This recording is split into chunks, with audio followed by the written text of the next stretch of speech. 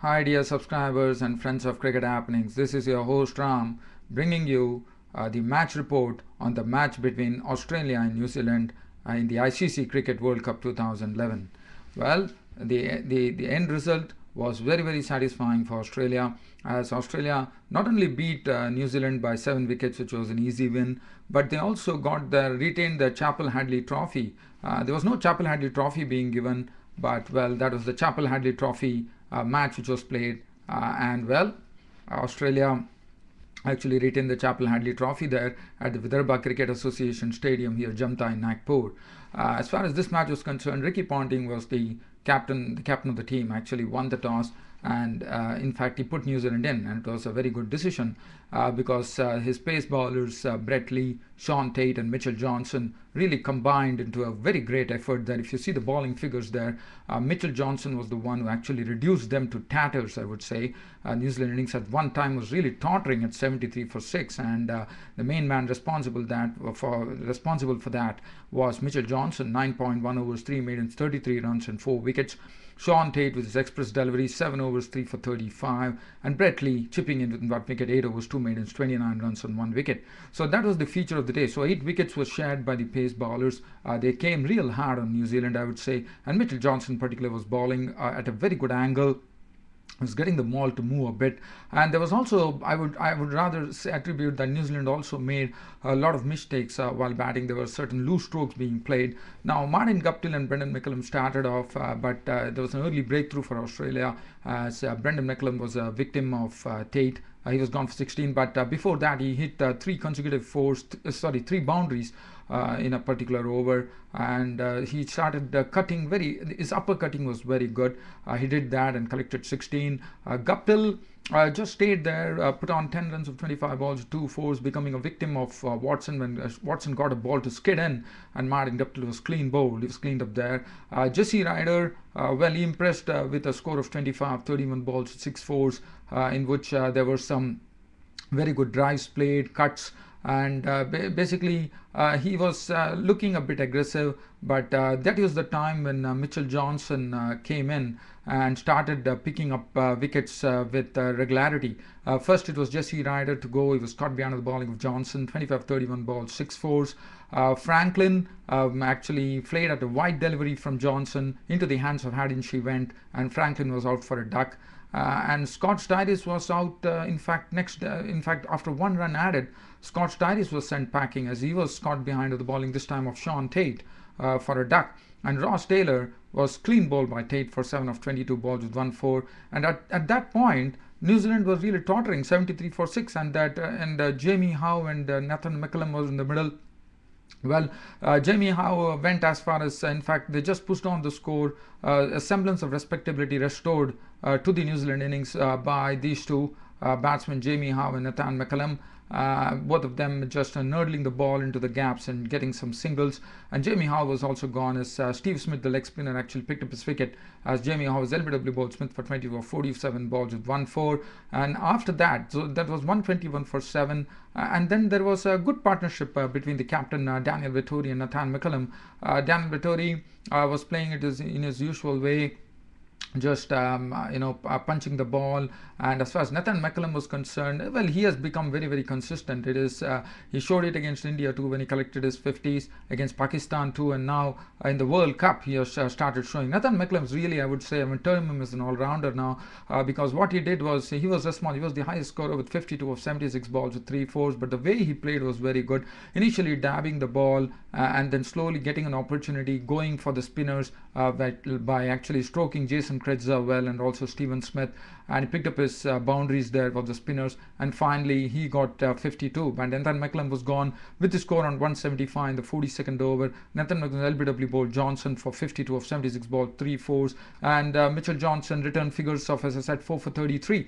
Daniel Vettori was caught behind of the bowling of Brett Lee for 44 of 43 balls with 5 fours, and that was it. And 206 all out for New Zealand. And I've already spoken about the bowling figures. Just going through the bowling figures of Shane Watson: 3 overs, 1 maiden, 1 for 9. Jason Kretzer: 9 overs, no maiden, 147. Stephen Smith: 9 overs, no maiden, 144. But in the end, I would say New Zealand didn't do well. 206 was not a score to defend, really. And well, the Australian openers really didn't give any chance to New Zealand, because the Brad Haddin and Shane Watson went after the bowlers, with Brad Haddin showing his range of strokes today. He was in good fine nick, and one of the shots that he played of Nathan McCullum really stood out. It was a cover drive, and Haddin, as you know, he drives straight very well, and he played his perfect Haddin-like strokes today, hitting straight, driving well, and he was good to watch. Shane Watson complimented him admirably there, and both of them actually raised 133 in just the 19th over, so that really set the platform for Australia. And Hamish Bennett was the one who actually dismissed them by getting both of them back to the pavilion in one particular over. When the first go was actually Brad Haddin, who was caught by Franklin over the bowling of Bennett after making 55 good runs of just 50 deliveries with 8 fours. He was the most aggressive of the two. Shane Watson was clean bowled by Hamish Bennett for 62 of 61 balls with 6 fours and 1 6. And the score was 133 for 136 for 2, and both of them departed. After that, Ricky Ponting, well, he couldn't get his form right here, as in fact it was a real surprise when Tim Southee actually had Ricky Ponting stumped brilliantly by Brendan McCullum behind the stump. It was a leg side delivery, Ponting trying to flick. And now this is something that Ponting, I have seen that this has been happening to Ponting for quite a while now. It happened against the other teams too, and today Ricky Ponting was a victim as he was stumped. McCullum bowled Tim Southee for 12 of 28 balls with 1 4, and Tim Southee bowled very well, 10 overs 2 maidens 145 was impressive. And after that, Michael Clarke and Cameron White just took them to victory. He was not out, and Michael Clarke not out on 24 of 37 balls with 4 fours, and Cameron White was not out on 22 of 28 balls with 3 fours. 207 for 3 raised in the 34 overs. They romped home to victory, and Australia won this match very easily by 7 wickets. As far as the New Zealand bowling was concerned, Tim Southee 10 overs 2 maidens 145 was impressive. Daniel Vettori 7 overs for 39. Hamish Bennett was the wicket taker, 263 of 7. Nathan McCullum 3 overs none for 22. Jesse Ryder bowled 5 overs no maiden none for 24, and Franklin bowled 2 overs for 11 runs. The man of the match went to Mitchell Johnson of Australia for reducing New Zealand to a score of 206 with his very incisive bowling. Well, I can only say a few things here about this match, but before I do that, I need to tell something that Australian fans will not be really liking about, and that is Dougie Bollinger is having an injury, and that is not good news for Australia, according to me, because they wanted all their basemen to be fit here, because Brett Lee, Tate and Johnson are doing well, and Dougie Bollinger joining into the fray, that would have really done them a lot of good. Unfortunately, it's not so. Dougie Bollinger is injured and probably going to be flown back. One does not know, but right now he's injured. Well, as far as New Zealand is concerned, now New Zealand's batting, as I said, was a bit loose. Openers, and then Jesse Wright was the only one who really, and the only thing that I would like to really talk about is the batting where Daniel Vettori and Nathan McCullum actually held the innings, and from 170 121 for 7 in the 29th over, they pushed it to 206. But other than that, I have nothing else to say about New Zealand. But New Zealand probably could have put up a better show, but as I said, the Australian PS battery was proving too much for New Zealand, with Mitchell Johnson really taking care of proceedings. 9.1 overs 3 maidens, 33 runs and 4 wickets, getting him the man of the match. For Australia, it was good. Brad Haddin looking in good nick was something which was good to see. 55 of 50 balls with 8 fours. Shane Watson also got into some good form here. And well, Australia have collected their second consecutive win in this ICC Cricket World Cup 2011. So that is, they're on the top of the pile right now. For them, they're on the top of the pile as far as this group is concerned. Michael Clarke and Cameron White had I would say, just had a good hit there at the wicket. And the bowling, as I said, Tim Southee was impressive. Other than that, Hamish Bennett was a bit costly. There was not much that New Zealand could do here. Australia definitely proving that they are really a team to watch in this ICC Cricket World Cup. Well, that ends my report on this match between Australia and New Zealand, which ended in a facile 7-wicket win for Australia at the Vidarbha Cricket Association Stadium, Jamta in Nagpur.